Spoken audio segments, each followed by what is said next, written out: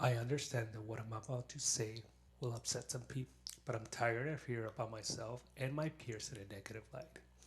Yes, I am running for VP for Duluth Federation of Teachers. I'm upset by some leaders' words, behaviors, and lies they keep telling our members and others. I blindly follow our union leaders and believe that they can continue the legacy that I experienced when I started working for Duluth. As a member, we should be able to ask questions, and those in power in the DFT should be able to answer. Members should not be labeled a union buster, divider, or a whack job. I grew up in a family of teachers and union workers in Puerto Rico.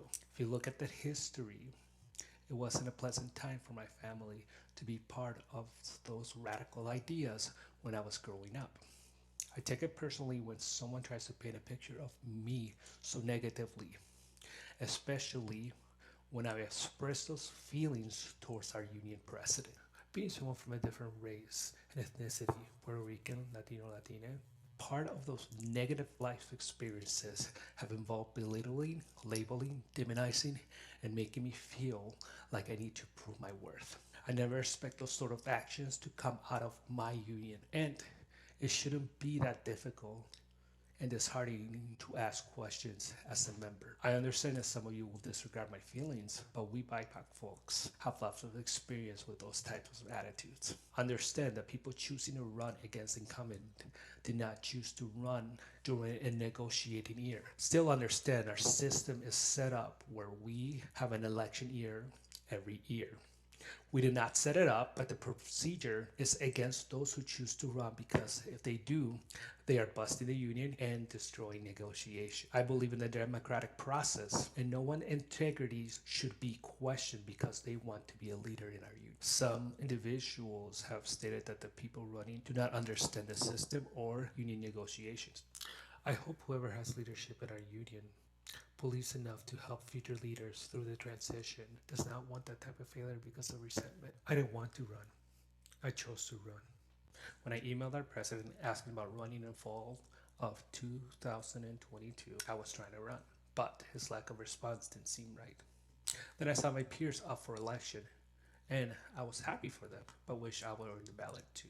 Then hearing how my peers were being treated for asking questions and asking for more transparency called me to run. The amount of resistance we have gathered for running for our union is beyond embarrassment.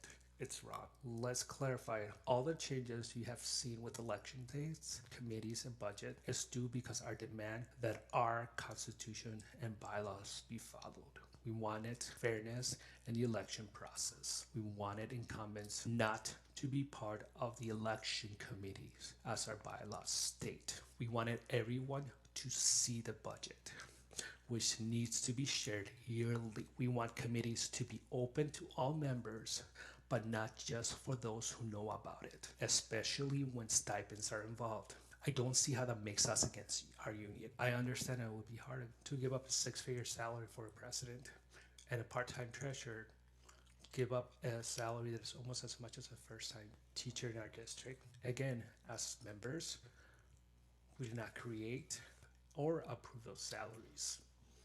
I understand that not all in leadership are responsible for this behavior taken by a few, nor do they share the same perspective.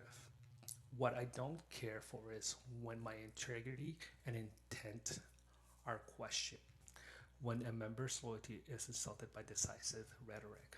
I want fairness, not name calling or slander. Don't drag people in the mud because of an uncomfortable feeling with tough questions. Some leaders can lead, and some have the best interest of our union. I don't believe that excuses and secrets make leaders. Think about it. If we were able to teach all students throughout the pandemic, we should be able to provide transparency and accountability within our union. I am proud and grateful for being a union member. I don't have to prove myself to earn other respect. I have dealt with my fair share of institutionalized racism. Don't be surprised when I call you out on all your micro and major aggressions. For me or not, I'm not going anywhere. I will still demand transparency, accountability, and respect for all our members.